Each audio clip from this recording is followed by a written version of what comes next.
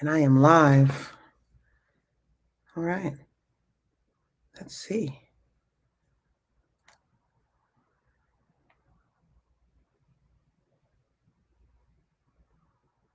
Good evening, everybody.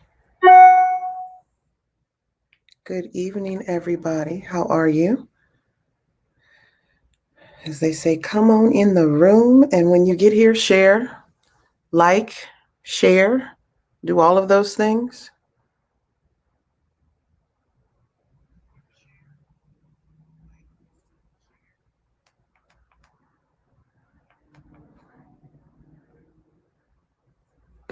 Give people a few minutes to come in. A few more minutes. Hope everyone's doing great. When you jump in, come on in, share and like. And then also, well, thank you. It's been a long day. I'm so tired, Gertie. Thank you. I appreciate it. I still got my hair up from the workout this morning. I want you to tell me where you're from, and we'll go from there. These workouts, I have to drink a ton of water. I even bought Pedialyte this weekend, y'all, like to rehydrate myself. So yeah, tell everybody, jump in. When you jump in, share and like and invite friends, and tell me where you're from. Gertie said, I'm from Detroit. I know you, Miss Gertie. I know the name.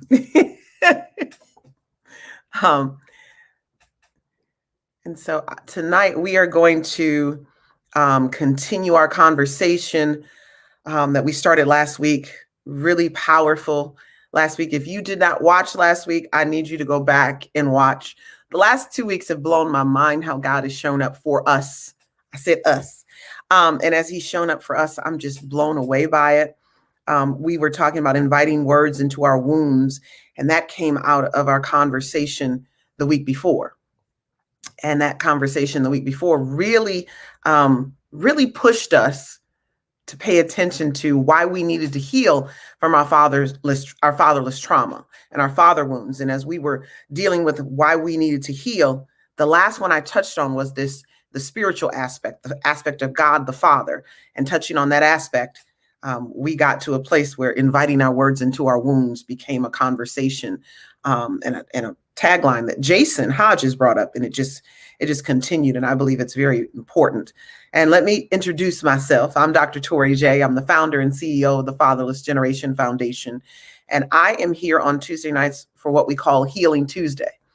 I'm not here to talk about courts and stuff like that. We can get into that, but I'm not here to talk about that. I'm here tonight to connect the dots of your pain to your fatherless journey, so that you can go to a therapist and get the help you need. So you can go to a therapist and get the things that you need to get worked out. I am not a therapist. I'm not trying to play one on TV either. So in the midst of everything that I do, I'm a coach, and I'm a cognitive behavior coach. And one of the aspects of cognitive behavior is some of the stuff we're going to talk about tonight. As we discussed inviting words into our wounds, last week, we got into uncovering the lies. And as we uncover the lies, what we're here to do is what? We're here to go over that assignment that I gave y'all last week, and y'all were so excited about getting. So I'm going to see if anybody did the assignment. The assignment was to go through and look at the different lies that you had been telling yourself, write those down in a pencil, but then come up with a different way of expressing that would uncover the lie. It would be, and I'm going to go to that assignment. So let me pull it up, because I did not pull it up. I pulled up what I'm going to be talking about tonight. When we grow up fatherless, we have a lot of things that we deal with that we don't know how to actually work through. And if we are living in this space of healing, we have to do some things first. I'm going to put something in the chat here in a minute that I think is important to share with you. Maybe I can put it. Can I put it here on my phone? I don't think I can. But I want to share this with you. I'll put it in later. I saw this earlier today, and I know it goes with what we're talking about. Let me go back to the lies activity so I can pull it up too, as we're uncovering the lies. What this meme said that I saw the other day, or earlier, maybe today or yesterday? It said, "You ready to heal? Question mark. Then welcome to step 1. You'll need to start here. Tell the truth to yourself first." That's a powerful thing. I'm learning that we don't tell the truth to ourselves. We actually lied to ourselves, is what it said. And we'll get into that here in a moment. But the first step in healing is telling the truth to yourself first. Now, uncovering the lies and the activity that we did last week, you were supposed to bring a pencil, a pen, and 10 sheets of lined paper. And as you did that, you would write down a lie that you've told yourself. And you would skip 4 lines and you'd tell another lie, and you would keep them all in the same vein. And I wanted those to be in the life category of fatherlessness. So I will never get married. I will be a single mom. Men, I will never be able to have access to my children. I will be a deadbeat dad like my father. Whatever those things are that you secretly tell yourself, call it head trash, negative self-talk. What are you telling yourself? Then you go through and you write down in pen the truth. The truth has to be believable. The truth cannot use things like, if you think you're stupid, you can't say, "I am not stupid." You'll have to say, "I'm intelligent. I'm powerful. I have wisdom. I'm knowledgeable." Things of that nature. Can't use "not" in the scenario. Some of you might have done this. And then what you do after that is you read the lies and the truths to yourself every day for 7 days. Some of you might not be at the 7-day mark, but that's what you do. And then on the 7th day, you erase the lies. And you repeat this over and over and over again, right? You can repeat this over and over and over and over and over again. So as you repeat it, that's part of the journey that we were on last week. So as I want to go through uncovering the lies, I want to talk to you about some of these lies. And for those of you who are still working on that activity, I'll give you some insight and some help along the way. We're going to get into the different types of lies tonight. And then we're going to get into cognitive distortions. This is one of my favorite spaces and sweet spots. So I want to go there. So let's look at what lies we tell ourselves. I want somebody to type in the comment section and tell me, what lies do you tell yourself? Some of you are like, "I don't know. I don't lie to myself." Well, you do. If you haven't done the healing work, if you haven't done the work, you're telling yourself lies. And as I'm going to give you some that I saw in a book. There's a book called What Lies We Tell Ourselves, I think is what it's called. And there were some lies that they specifically talked about that I wrote down. I must be perfect. That's a lie we tell ourselves. As fatherless individuals, there are lies we tell ourselves. My unhappiness is somebody else's fault. Is your unhappiness really someone else's fault, or is that your decision, your reasoning, what you need to do in order to be happy? Your happiness should never be in the hands of someone else. My worth is determined by my performance. Oh, many of us learn this. It's a performance thing. We talked about this during why we should heal our father trauma. We talked about how many of us perform. We wear a mask and we know what it looks like. We know how we're supposed to conduct ourselves in public. Darren said, I didn't do anything wrong. Hate to tell you, dads, but many of you, when you are alienated, you tend to don't want to take ownership of the part that you played in the situation. And I have to bring you back to, okay, well, if we're going to talk bad about her, you chose her. Can we have a conversation about how you got to that place? That's some of the thing. Whole lie on my part. Yeah. Yeah, it is. We have to have honest conversations with ourselves. Another one is, if our marriage takes work, we must not be called to be together. Must not be right for each other. This is all in this book. And then it says, God's love must be earned. Those were some of the ones listed. And I'm going to break down why this author listed these particular ones. Because there are 1, 2, 3, 4 types of lies that we tell ourselves. There's 4 categories of lies that we tell ourselves.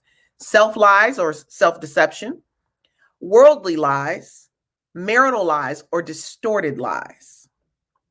So that marital lie, that's very clear, that if marriage takes hard work, then we weren't meant to be together. A worldly lie is my happiness is somebody else's fault. That's a worldly lie. Distorted lie, God's love must be earned.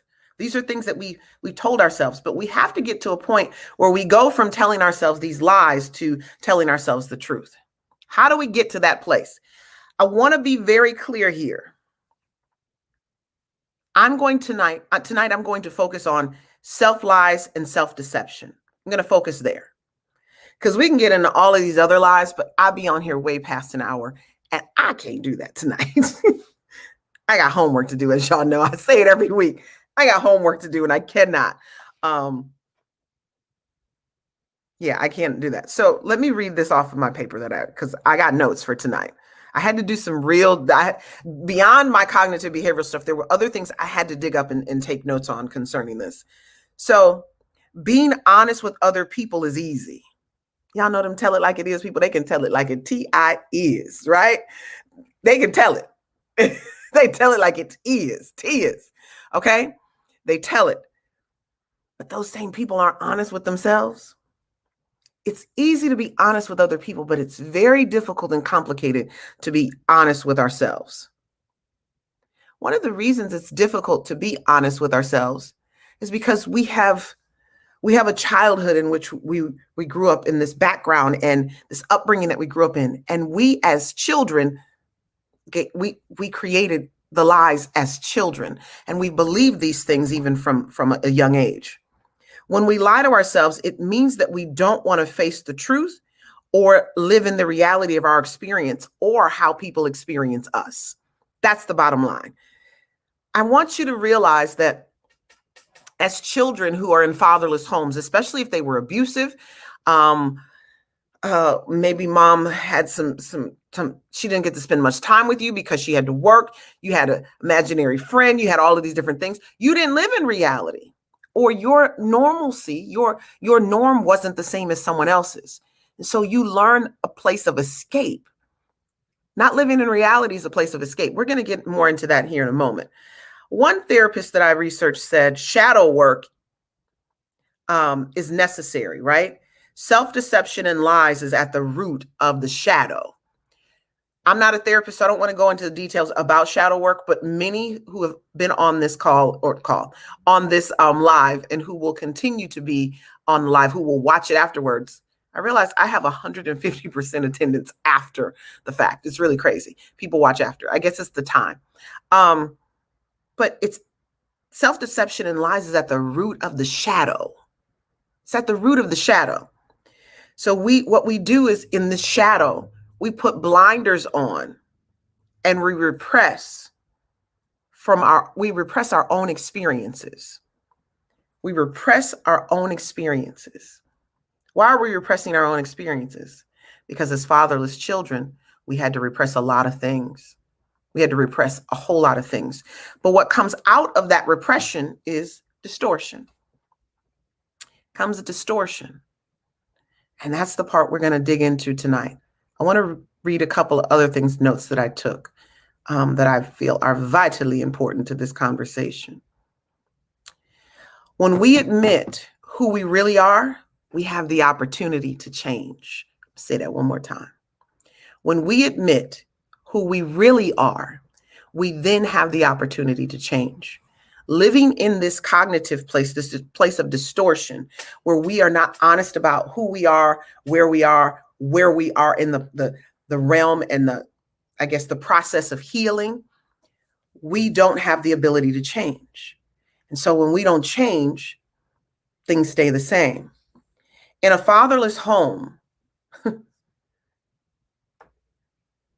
this is something I want to take my time and share with you. In a fatherless home, you concluded that your father wasn't present because there was something wrong with you. And in that fact, you decided that you needed to be perfect. I want to sit here for a minute.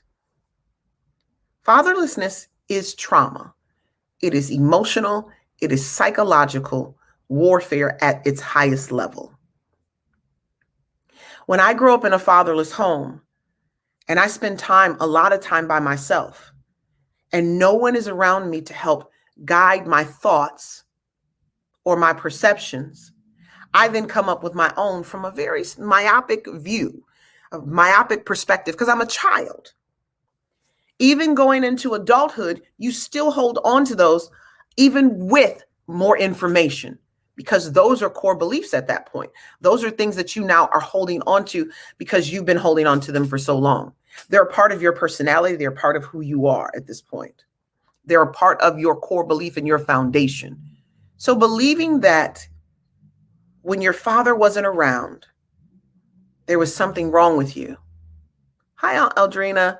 There was something wrong with you. And because there was something wrong with you, hey, Charles, because there was something wrong with you, that means in order to get the affection and love and admiration and all of these things of people, guess what you have to do? You got to be perfect. It goes back into that lie that God's love must be earned. Thank you, Miss Gertie. I appreciate it. God's love must be earned when it doesn't have to be. That you have self-worth. Your worth isn't determined by performance. Your worth is determined just by simply you knowing that you're worthy and you knowing your value, you understanding who you are. Today, I had a therapy session and it didn't go very well. I'm vetting a couple of new therapists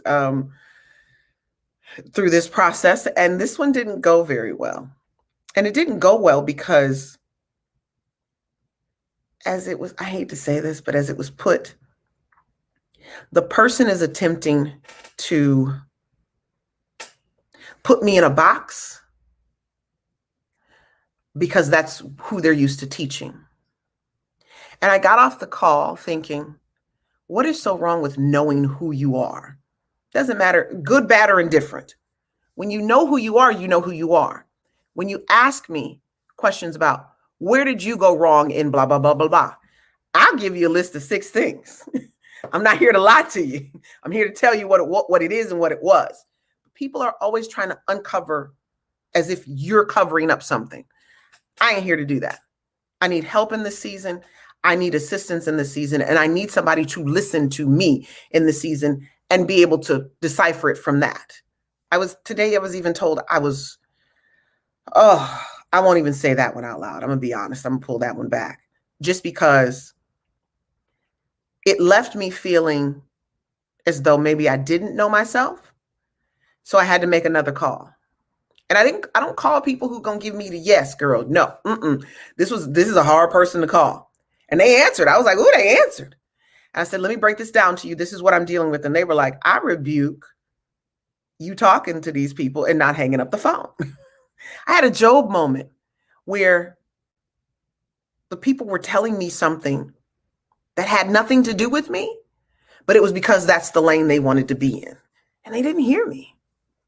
And I didn't like that today. It's not that I do need to be heard. And if you're hearing something that is contrary, I'm totally open to receiving it. But if you're going to tell me that I don't know what I know about the person I picked to marry, I'll say it right here on here. I ain't got no questions, no doubts, no qualms that my husband was called by God to be my husband.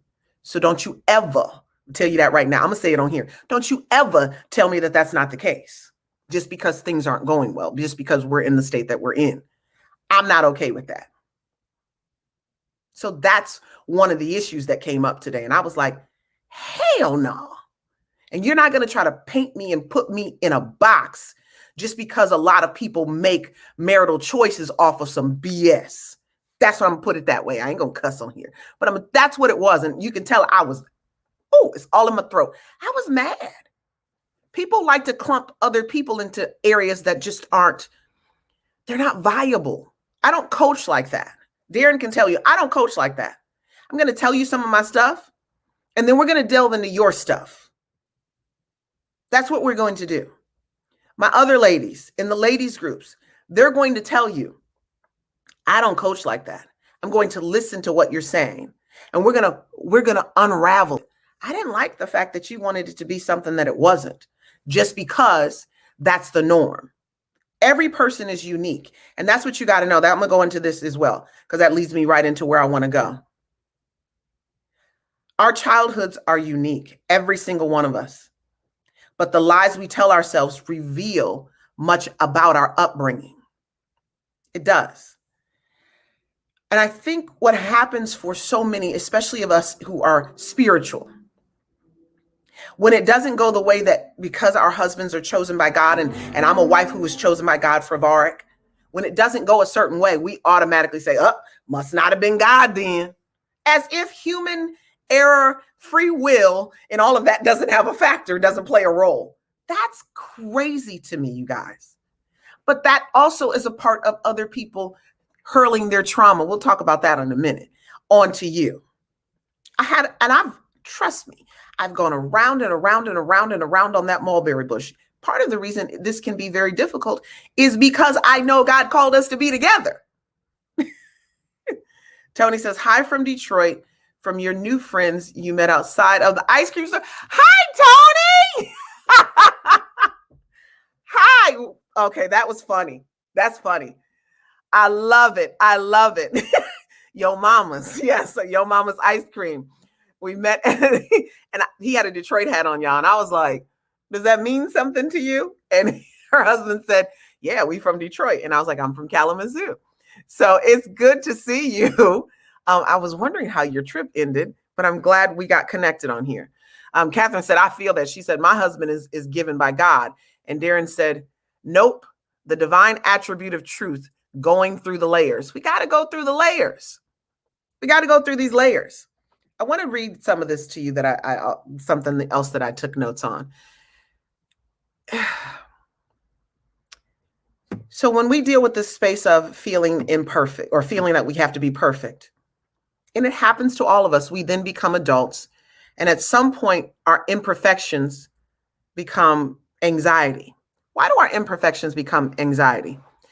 When someone begins to point out your imperfections, although you were told through your own mind, your own lie, I have to be perfect. And then someone points out your imperfections, guess what you're going to do? It creates anxiety because your identity is wrapped up in this perfection. And you are now triggered, and triggering then leads to defensiveness. Got to keep it real about yourself. Perfection is not real. We're not able to achieve it. We're not able to be it. We're perfected in Christ. We're perfected in our faith. We're perfected in connecting to who we are spiritually, but we are not going to ever be perfect human beings. And if I ever come off perfect, it's not because I believe I'm perfect. It's because I'm constantly trying to be and achieve what God desires me to be and achieve. I want to be God's best in my life on every time I wake up. That's who I want to be. That's how I want to live my life. Maybe not everyone wants to live their life that way, and I get it. I understand that. It's how I want to live my life. And so when we go through this process of really going, okay, someone's pointing out my imperfections, although I'm perfect, because I got to be perfect.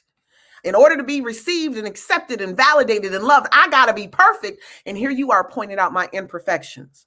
Someone pointing out your imperfections is just pointing out your imperfections so that you can become better, being transformed, being renewed in your mind. We're going to get there. I got to look at my time. We're going to get there. Today, I learned about ego defense mechanisms. It's a Freudian concept, which I was like, that's interesting. What happens is there's a psychological defense that protects your ego. Yes, ladies, you have ego too. Don't see immediately some of y'all wives and girlfriends and women were like, child, that was what was wrong with him. No, you have an ego too, ladies. Our core sense of self is what's being protected. That's the ego. And what it's going to do is it's going to protect us from anything, any information that might hurt us. See, it's that place of perfection. Then when someone is pointing out your imperfections, your ego defense mechanism comes up like a shield, because the goal is to protect you from any information that is going to tell you hurt, abort, anxiety, defense, whatever that coping mechanism is that you've had since childhood. Denial is one of those coping mechanisms. Denial is simply not believing something, even though you know it's true. A lot of us walk in denial. A lot of us live in this space of denial. And we live there because we can't be seen as something other than what we portray. The performance that we talked about. Fatherlessness will cause you to perform. Fatherlessness will put you in a position where all you are doing is performing. Many of you call it, when you're dating someone, the representatives show up. Well, what if the person is always in representative mode, except when life is happening to them and when you're living with them? That's why marriage is what it is. Marriage is a safe place for you to heal. And that's why it gets revealed in covenant. See, some of you are like, oh, I ain't getting married and, I'm just dating. It ain't, it's just a piece of paper. I'm telling you right now, I have seen some things revealed in marriage covenant that you're not going to see in a dating situation if you're living with someone. You're not, because the person isn't safe in that space. It's not natural as it should be in that space. Some stuff is going to come out because you're living with someone, but the root and the depth of where a person is in their healing journey and the trauma and the things that they're dealing with, maybe I'm wrong, but I believe that is revealed in covenant.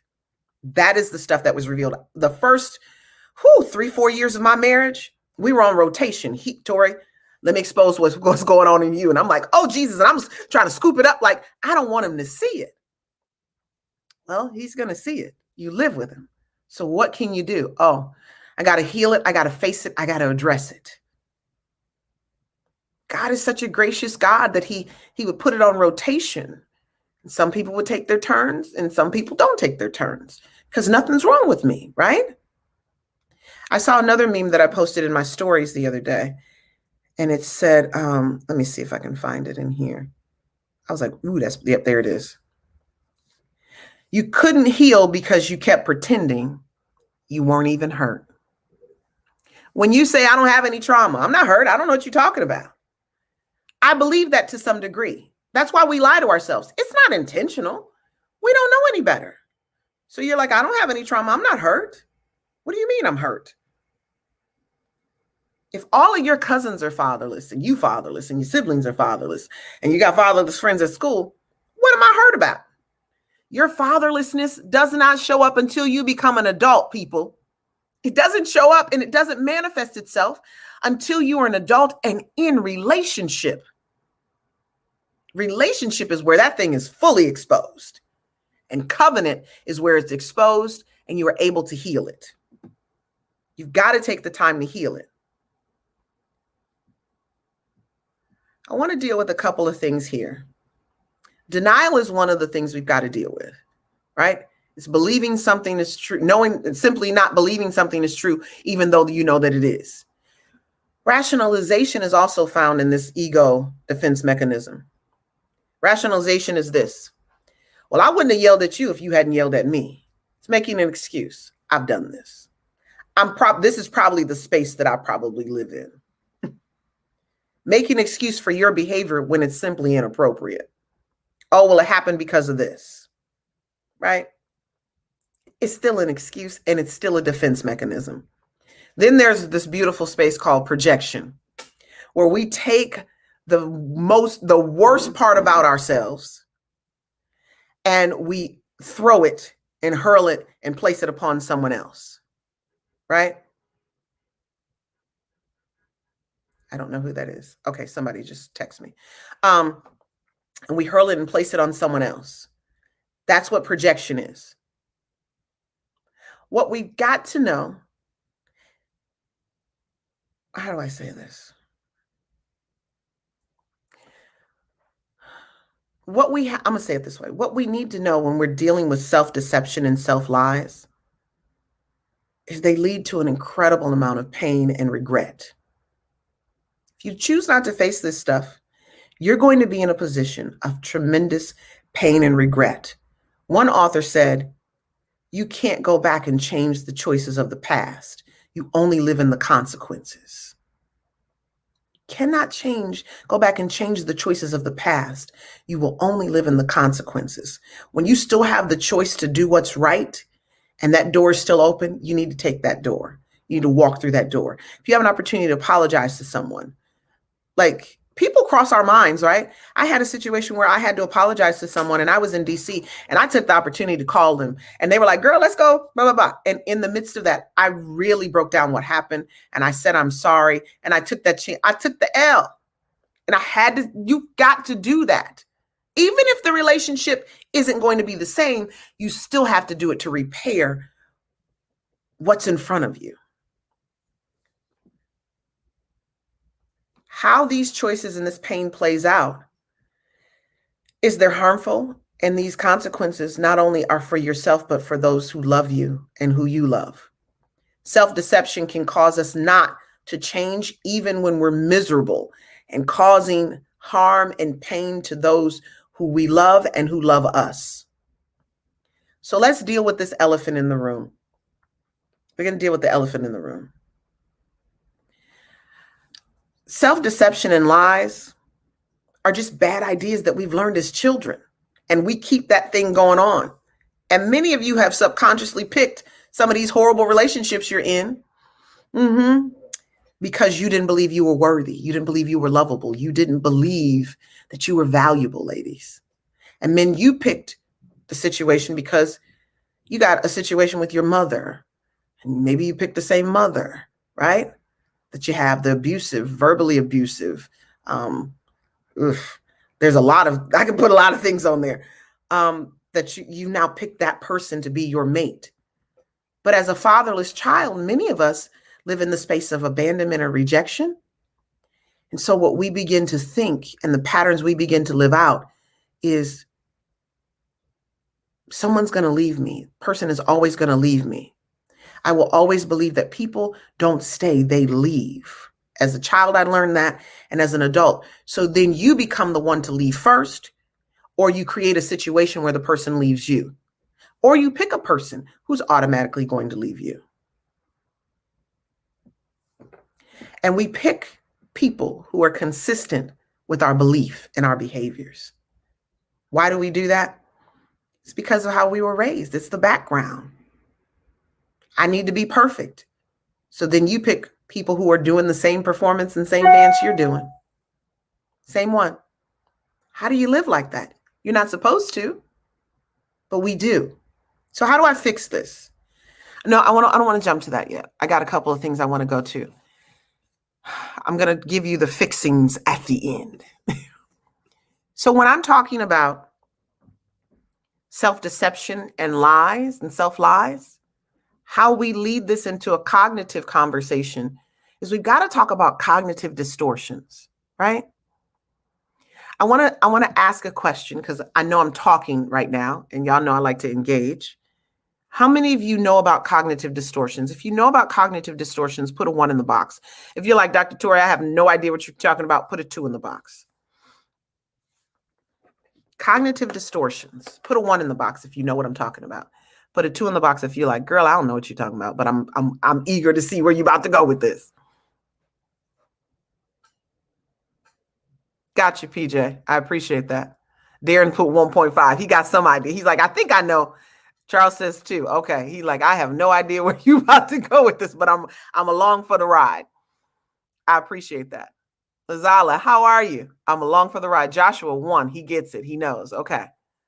So let's go here. And I want y'all to, Fergie, okay, Gertie says 2. Okay.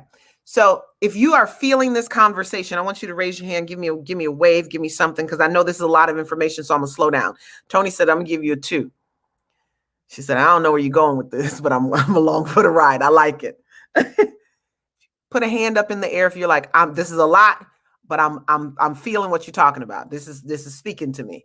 Raise your hand, put a hand up for me. I'm gonna let you breathe for just a second before I go into cognitive distortions. Oh, y'all ain't feeling this conversation. Okay, maybe I need to jump off of here. Okay, Gertie's like, I feel it. Okay. Lazala, thank you. Because I'm like, child, y'all about to make me get off of here. Maybe I'm talking to myself. Because y'all know, they say at church, don't they say at church? PJ said, I'm here to see you, Dr. Torri. Okay. All right. Darren, you put nothing in the box. I don't know what that means. Darren just empty box. Yeah, because I'm like, child, yeah, at church they say the sermon is always for the pastor first. There is no way I would get on here and tell you something that I'm not dealing with or have dealt with. It was a clapping. Okay, so from StreamYard, it doesn't translate. Let me see. Oh, it doesn't even show up on the thing on here. I don't know. You must have an Android. I'm just kidding. I got an Android. I'm just kidding. I'm a Mac Android girl. I got the Mac up here and I got the Android right here. So let's get into cognitive distortions. Cognitive distortions are how we think about things, how we come to break down what we believe. Okay. So I'm going to go through these kind of quickly because there's a lot. There's different ones. So one set of cognitive distortions is all or nothing, very polarized thinking. And I want you, as we go through these, I want you to take notes and I want you to tell me which one you are. And maybe you're some of a little bit of all of this. So I won't even tell you take notes. When I get through with one, I'm going to ask you, do you see a little bit of yourself in that, or is that you? All or nothing, polarized thinking. Okay, so this distortion is also known as black and white thinking. It occurs when we as people, are not able to see gray areas in any situation.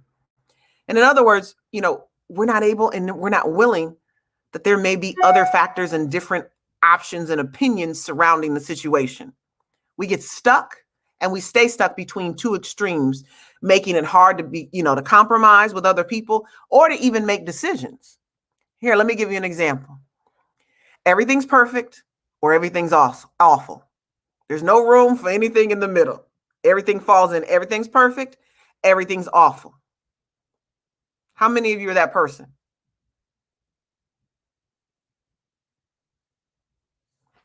How many of you raise your hand and say, that's me? I'm black and white thinking. Yes, Darren, how we process information. Lazala said, that's me. She's like, it's all bad or it's all good. I'm not black and white. I see gray. I can see gray. So that's not me. There's another part where, people, if you fail at something, you may think you're a total failure without recognizing that you just need room for improvement in life. That a single failure does not define or determine who you are or your capabilities. That's black or white thinking. I failed, so I'm a failure. That ain't real. That's not real. So let's go here. Overgeneralizations. Whew, child. This is where a person overgeneralizes things in life, such as they define a single occurrence as an overall pattern. Now, I see this in church quite often, where when women are looking for men and they see a pattern in a man, they be like, nope, red flag, he's done, and they're quick to cut people off. When truly it could be a misunderstanding while communicating. But you assume that the person is all bad just because the communication was bad. Or you assume that they're just bad at communication with everyone. You're making this generalization, and then you get to a point where you believe they are disliked by everyone because they have this whole idea. You're biased. And your bias leads to negative thoughts about the person, their life in general, who they are, and then you use this as evidence to conclude something major about that person. You even do it about yourself. Oh, I did something horrible, so I'm a horrible person. And or someone does something in a sense like very similar to I'm a failure, so that makes me a failure, but you now put this on other people. Overgeneralizations. I've seen it a lot in church when it comes to picking a mate. Child, ain't nobody perfect. We all broken and all damaged. Pick somebody, okay? Pick somebody you have the ability and the anointing to help heal. But you got to be led, right? That's part of conversations. But y'all got to pick somebody. Y'all get so caught up in so many different things. And I do believe that many marriages and relationships are destroyed by bad decisions, or not bad decisions, bad thought processes and how you process information. Jumping to conclusions. Come on, somebody. This can be looked at as making assumptions or trying to mind read, right? This distortion happens when we assume that what the other person is thinking, or what their intentions are. If a person tells you that they have good intentions, you have to do your best to believe that unless their actions line up and say something else. It's true that at times we have a general idea why a person may do something, and we get it. But we usually don't acknowledge that our assumptions may be wrong about them. They may just be tomfoolery about that person. Especially if you don't know the person well enough. Especially if you don't have a relationship with that person.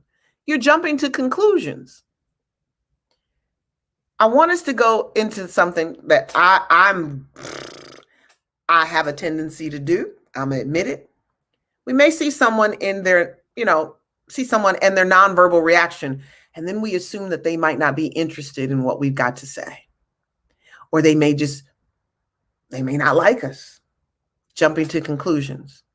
There's a place where I am an ambivert, right? And in being an ambivert, I find myself, I have anxiety in big groups of people. And so when people try to circle me or when someone is, interested in what I have to say, I don't necessarily like to be the center of attention.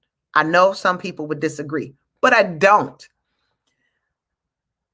I know how to move in that. I try to be the last person to speak in a circle of people. I really do. Because attention tends to fall on me.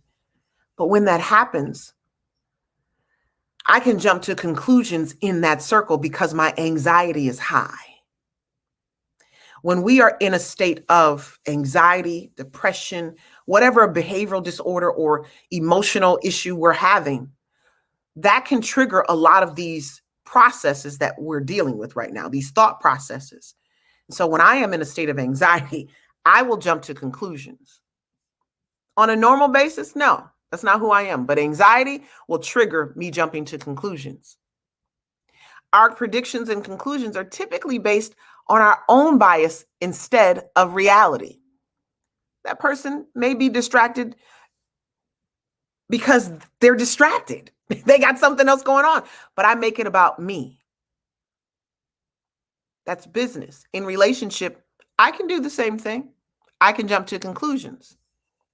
I do my best to walk it out, think it out, pray it out, watch.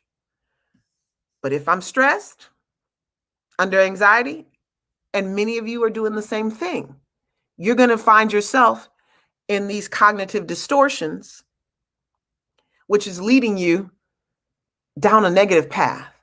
And it's leading you to a place, these things aren't even good for us. Jumping to conclusions, black and white thinking and overgeneralizations is just, we got to get someplace. Magnification or minimization. This distortion is when we exaggerate the meaning of something, or on the other extreme, we minimize it. For example, a person, makes a mistake at work and we magnify the mistake to make it seem like they'll ruin the whole project or destroy the company. At the same time, that person may get an award for something and we minimize it and still believe that they are still not good enough. This leads people to always look at the worst case scenarios. How many of you are looking at worst case scenarios in your relationships, in your decisions? Many of you need to raise your hand. I appreciate that. PJ's like, that's me a little bit. Some of these are going to be you a little bit. Some of these are going to be you completely. So when PJ says, that's me. Oh, I see you, Dr. Daisy. She says, say it, talk it. That's real truth. Putting your thought into another person's head and make it a reason for their action. Okay. And Lazala was like, yep. She raised her hand on that one. She's like, yep. Joshua says, I try not to jump into conclusions, but my thought process can't help but to read between the lines and tend to overanalyze particular details. Come on, somebody. PJ said, that's me too. Lazala said, come on, let's raise hands on this one. that we magnify and we minimize. And can we talk about ourselves? Because we're talking about self-deception and self-lies. How many of you celebrate your small wins? How many of you? Not many. Some people would not call this a small win. I don't know if I talked about this last week. I don't even know if it was out last week by the time we were on here. But I am currently in Time magazine. Very excited about that. There's an article that's written on equal and shared parenting. And I am in the section where it talks about fully engaged fathers, and the Fatherless Generation Foundation and the work that we do is mentioned in this article. The article is really delving into the fact that equal shared parenting can change and minimize the wealth gap for single moms. If you give fathers 50% of the time, you have more time to do the things that you like and love, as well as get a better education, to level up, whatever that may be, whatever it is you choose to do. And so I didn't really celebrate that like I should have, because I got so much going on with the marriage and the other stuff, trying to figure out what is happening, and dealing with the reality of what is happening, that I haven't had a chance to celebrate that. But that's part of magnification and minimization. Maybe it's not you minimizing somebody else's stuff, but maybe you're doing it to yourself. Maybe you're not looking at worst case scenarios when it comes to other people, but anytime you step out on faith or you step out on something, you look at the worst case scenario for yourself. Maybe that's you. So I want you to consider that. Emotional reasoning. People are texting me for what I don't know right now. People are texting me. Okay, so emotional reasoning. This is an important distortion that people must identify and address because it is very, very, very, very, very, very, very common. Emotional reasoning is when we take our emotions as a fact. Now, we talked about emotions and feelings like 3 weeks ago, and I listed the whole feelings chart on the Facebook page. If you need to look at it, just go back. You'll see it. There's a feelings chart. So in other words, if we feel it, then it must be true. That ain't true either, because a lot of times you're being triggered. The feeling may be there, but it's coming from another situation. It's not coming from that situation. And we find reasons if we feel it, it must be true. So then we find reasons to justify it.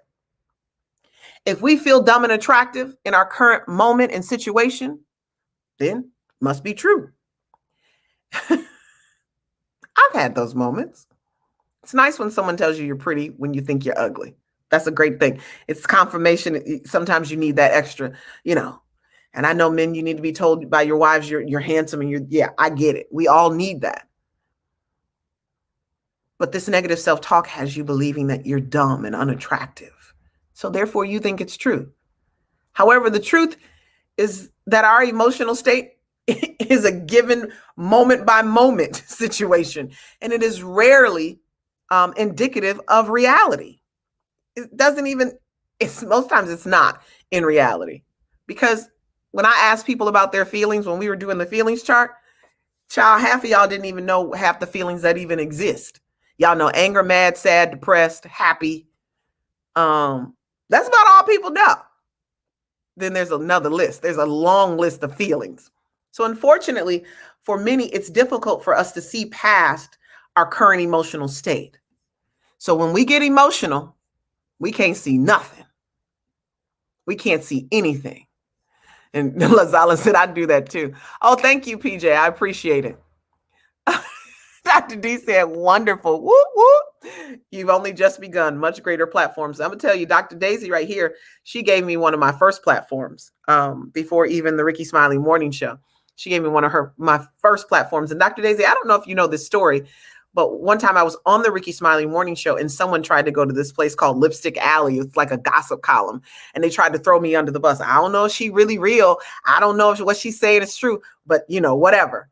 And someone came on, Dr. Daisy, and said, oh, I've seen her on Comcast TV. She's amazing. And that was from your show that I would be a regular on. I was one of her resident doctors and I would be on the show. And because this person had saw me on Comcast, the other person actually changed what they had originally said and was like, well, hopefully she's really doing this great work. And, we appreciate her, blah, blah, blah. But they came in with something wrong. And the girl came on, Dr. Daisy, and was like, no, I've seen her on Comcast TV. She's amazing. And I was like, oh, saved by Dr. Daisy's show. Express yourself. Darren says, knowing your love languages. Yeah, that's huge. You got to know your love language, and then you got to help the other person know your love language so they know how to express it. This is how I've been living my life for the last 2 years. Okay. Joshua, I can't even see what that is. I see Anissa on here and Julie on here. So let's go to you're saying in this emotional reasoning state. I believe that's what you're saying. I got to hurry up because I got too many. There's so many to go. Should statement. Another common distortion is should. You may have noticed times when you're telling yourself that you should do this, or you should not do that, or you should have done this, or you should have done that. The truth about should statements is that they're almost always based on what we think others around us believe we should do. Our parents, society, tradition, church, religion. The problem we often create shoulds and expectations for others. The problem is, I got to read some of this. The problem is we often create shoulds and an expectation for others that are unrealistic and hard to meet, and then beat ourselves up when we feel guilty because of them. That's a whole thing. Should statements. How many of you are that person? Oh, they're like, yes. I don't know what SEL mood meters is. What is that, Darren? Labeling and mislabeling. This is another form of overgeneralization, a tendency of assigning a judgment or label based on a single event or instance. So you stamped it, you've labeled it. We allow the event to define ourselves or others. If you're golfing and you miss the putt and you lose, you tell yourself, I'm a loser. Instead of simply, I goofed this one up. I didn't win. This happened and therefore I'm that. Labeling and mislabeling. If you are stressed, you need to pause and not label a dang on thing, right? A lot of this you're going to have to pause. Let me keep going. Personalization. This distortion is also common one that many people do and can relate to. Let's get into this one. It involves us taking things personally and blaming ourselves for something in an illogical way. For instance, let's go here. We may believe someone is acting a certain way because of you when it's nothing to do with you. In extreme cases, you may assume that you are the cause of the moods or the behaviors for those around us. Abusive women, they're like, well, I'm the one who did it, right? When relationships don't work, you're like, well, it must be me. It must be because of me. Sometimes those things don't work out because of the other person. I'm going to base that a lot of times they don't work out because of the other person. The other person doesn't want to do their work. The other person chooses to not change. In reality, the outcome has nothing to do with you. That's personalization. You got to let go. And another phrase that I've seen a lot is stop taking stuff so personal. Everything isn't personal. And when you are living in the box of personalization, you're going to take everything personal. Well, he didn't like me. He didn't do this. He didn't do that because it was me. Because I'm this and I'm that. It has nothing to do with you. Blaming. That's another distortion. On the other end of the spectrum are people who personalize everything. And then there are people who never take responsibility for their actions. A lot of times this falls into that narcissistic behavior that a lot of people talk about. Everybody's a narcissist these days. Let's just keep it real. I did this study because people kept talking about it and kept talking about it. And even in the space of fatherlessness and parental alienation, they were like, oh, never trust a narcissist and you never give them a second chance. Nope, that's not what it said. When you really do your research, the experts in the field say you don't give a narcissist a second chance without boundaries and action plans. You can give them a second chance, but you don't do it without an action plan and without boundaries in place. But what happens is people don't know how to really put boundaries in place. You don't really know how to do what you need to do. And when there's a boundary, there's a consequence for violating that boundary. And so you let people run all over you, and then you're still dealing with the narcissist. There is a position where you can give a person a second chance, but you've got to put all the stuff in the position to do that. PJ said, ouch, that hurts. Okay, so that was part of you. Social emotional learning. Yep.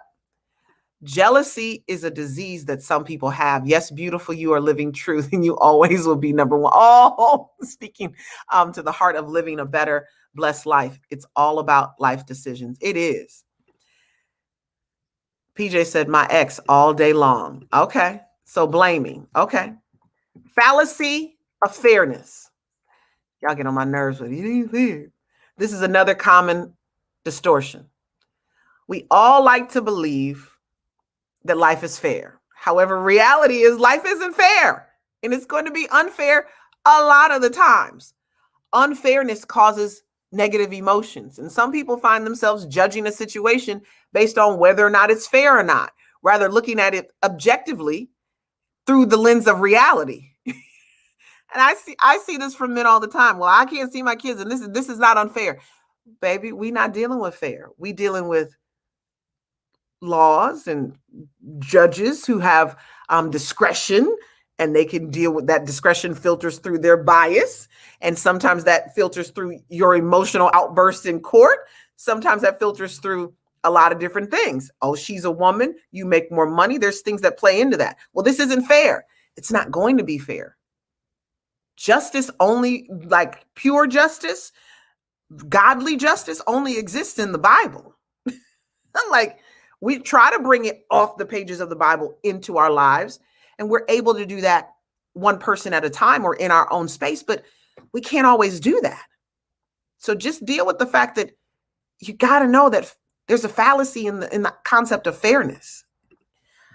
I'm gonna keep it moving because I got too many and I only got like 3 minutes. Okay, I'm almost there.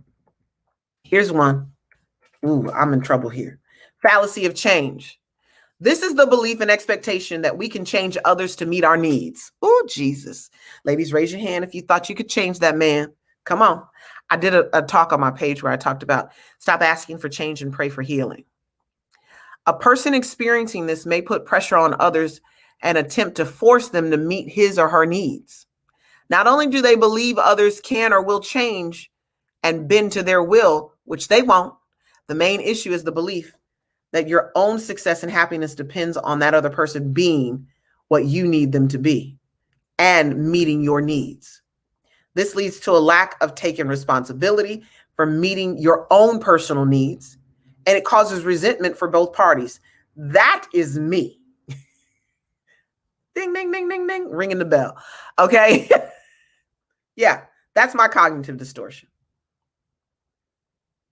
You can only present change to someone. That's all you can do. And they have the determining decision as to whether or not they're going to rise to the occasion. And if they choose not to rise to the occasion, you got to go back to the place where you don't take it personal. That's about them and not about you. Here's another one. Always being right. People who tend to be perfectionists may experience this. When someone tells you you're wrong, you don't want to hear that you're wrong. And you go to the people who are yes people, and they tell you that you're right and that you're amazing, that you're great. And oh my God, you're just the best. And you say the best things all the time. You got to be careful with people who do that. People who are doing that are setting you up. They're setting you up for something they want. Oh, you're the most amazing person. You tell them something. You send them a text. You send them, oh, everything you say is great. Oh, you send it all on the right time. Oh, you're the best. You're the most amazing. Nobody's that. If someone is doing that to you, they are setting you up for something they want. The Bible calls that a strange woman. The Bible calls that a woman whose her lips are like oil. Okay.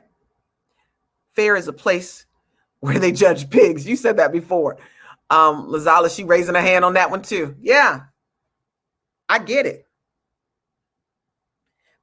This is why when people are in this place of always being right, they may not always present that they always have to be right, but you can tell that they think they always have to be right when being wrong is unacceptable.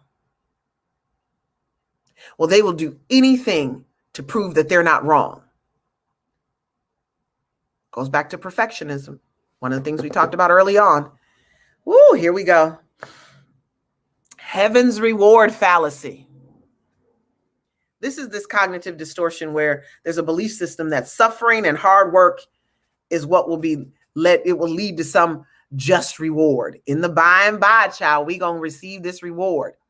This may lead to some creating unnecessary suffering in their own lives, staying in relationships too long, living a perfect life, trying to obtain some pie in the sky. There are religions that will go and blow themselves up for the virgins, the 12 brown-eyed virgins or whatever, because there's this reward fallacy that exists. It only leads to people getting frustrated when there's hard work and suffering that doesn't lead to any expectations or expected results. Sometimes no matter how hard you work on something or how much you suffer through a situation, it will lead to no reward or achievement at all. How do you feel about that one? I'm going to breathe because I'm some of that too. When you come from church, spiritual background, you're taught to live in the by and heaven is, you're going to get to heaven and you're going to, this is a place of heaven and we got to, Dr. Daisy said, speak it. Yes. An alarm should go off. Yes. Darren said pride. Dr. Daisy raised her hand, was like, yeah, she clapping. Heaven's reward. If you go to church, you were raised in church, you believe that one. And that's not always true. This is why when bad things happen to good people, it takes you out. You get frustrated, angry, and even depressed because you're not getting what it is that you thought you were going to get. And I want you to know that heaven is allowed to be experienced here on earth. You do not have to wait to the by and by to get anything that God has for you. He promised you, he said, on earth as it is in heaven. That's a prayer. That's the Lord's prayer that we pray. So know that he's got some heaven here on earth. And the only one that should be suffering for you is Lord and Savior. You shouldn't have to suffer through situations like that. You are not anybody's savior. That's not your role in someone's life. Even if you're not a Christian and you don't believe in Jesus, I'm okay with that. Like, that's your journey. I'm okay with that. I'm not here to judge you. But you are not anyone's savior, no matter what your faith is. So there is no reason that you should be in a place of suffering on a regular basis in order for somebody to live out their best life, or you to think, well, I'll just suffer through this. Marriage is long suffering. It talks about that. But there comes a point where the human nature is like, eject, abort. What do I need to do? I'm not saying that's divorce. I'm just telling you there's a place where you feel that. Really quickly, I'm going to get to these other two. Mental filter. Mental filters are very similar to these overgeneralizations. This is where a person may focus completely on one thing, such as a negative aspect of a situation, without being able to see the other sides or any positives. Let me give you an example. A person may have a conversation and hear one negative thing that other person said, and then neglect to recognize or remember all the positive things that the other person said. How many of y'all do that in your arguments with your spouses? They said some amazing things, but guess what? You can't hear those amazing things because you're so focused on the negative things that they've said. I've done this. There's part of me that's in here. I'm more the last two that I talked about. This tendency can lead to us only focusing on the negative things around us. This can also happen if a bad thing happens and we don't know how to recover from it. And we go about through our entire day and we filter everything throughout that day through that bad thing that happened, let's say that morning. The situation ruined the whole day. That's a mental filter. That's a mental cognitive distortion. It leads you down the wrong path. Disqualifying the positive is another. On the other hand, here we are. We have this side where we disqualify the positive, and then this is what we do. We can't recognize the positive the way that it's supposed to be.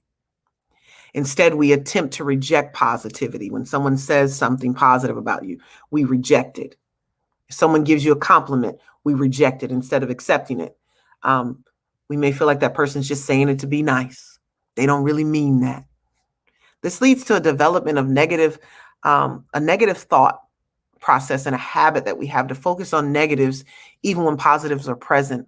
When we are presented with things that counter even when we're presented with things that counter the negative. So I've had to go through all of these cognitive distortions, right? There's a lot here, but I want to give you some tips on how you overcome this and how you can fix this. You got to become the number one thing you got to do to get through all of this and uncovering the lies and getting rid of this cognitive distortion that you live in, especially in stressful situations. I need you to uncover the lie. I need you to tell the truth about yourself.